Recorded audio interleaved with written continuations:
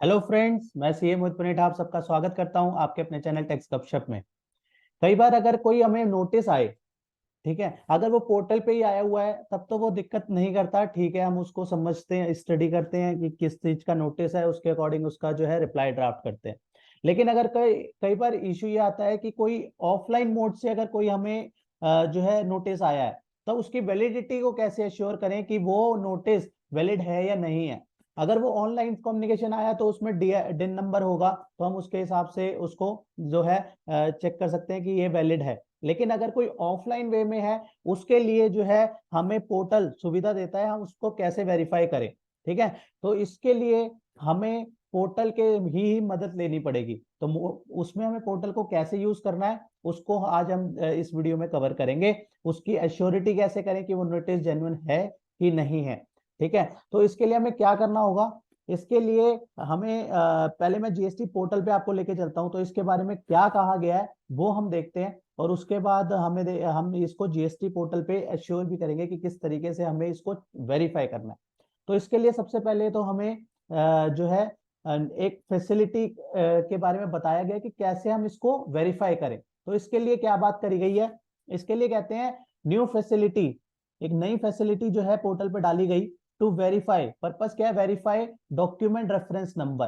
ठीक है, mention on offline. ठीक है, ऑनलाइन में तो दिक्कत नहीं है, लेकिन ऑफलाइन अगर हमें किसी स्टेट जीएसटी अथॉरिटी ने अगर कोई हमें नोटिस इशू किया है, तो उस ऑफलाइन से हमें डाक के थ्रू आ गया, हमें मतलब हमें बाय हमें डाक से आया है वो बेसिकली, ठीक है, पोस्ट से आया है, तो उसको उसकी जेन्युइननेस को हम कैसे एश्योर करें।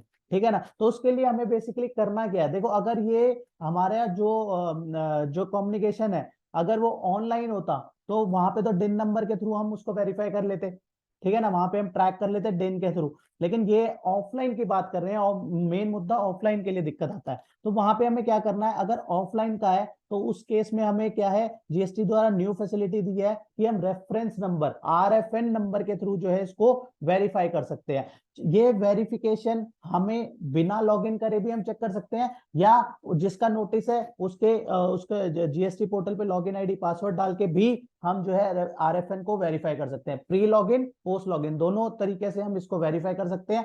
ठीक है ना, the facility to verify RFN once deployed shall be, कैसे यूज करेंगे। इसके लिए हमें देखो सर्विस पे जाना है, सर्विस पे जाएंगे, यूजर सर्विसेज के अंदर वेरीफाई आरएफएन। ठीक है ना, इस तरीके से हमें इसको यूज करके चलना है। ठीक है, अगर हम इसको पोर्टल के माध्यम से अगर हम इसको वेरीफाई करना चाहें, तो इसके लिए हमें, जैसे हम पोर्टल पे आ गए तो हम क्या जाएंगे, सर्विसेज में जाएंगे, यहाँ पे यूजर सर्विसेज के अंदर यहाँ पे हमें मिलेगा वेरीफाई आरएफएन। ठीक है ना, इस पे हम जाएंगे, वेरीफाई आरएफएन, आरएफएन डालेंगे। ये देखो, ये यहाँ पे इसमें स्पेसिफाई कर रखा है, reference number RFN is a code that uniquely identify a document issue by the tax officer to the tax payer. The feature below can be used to verify RFN of the document used by the state GST officer. ठीक है ना, state GST अगर हमारे को central ने दिया होगा तो हम डिन के थ्रू वेरीफाई कर लेंगे वहां पे। अगर स्टेट वाला केस है तो वहां पे हम इस तरीके से, मैंने पोर्टल पे भी आपको दिखा दिया कि कहाँ पे हमें किस तरीके से यूज करके चलना है। यहाँ पे इन्होंने दे भी रखा है, in case of RFN of offline communication generated by the state GST officer detail with the valid RFN will be displayed, वहां पे डिस्प्ले हो जाएंगे। इस पे जो है आपको, जब आप इस आरएफएन के थ्रू डालेंगे तो लिमिटेड डिटेल जो है वहां पे आपको प्री लॉगिन पे मिल जाएगी।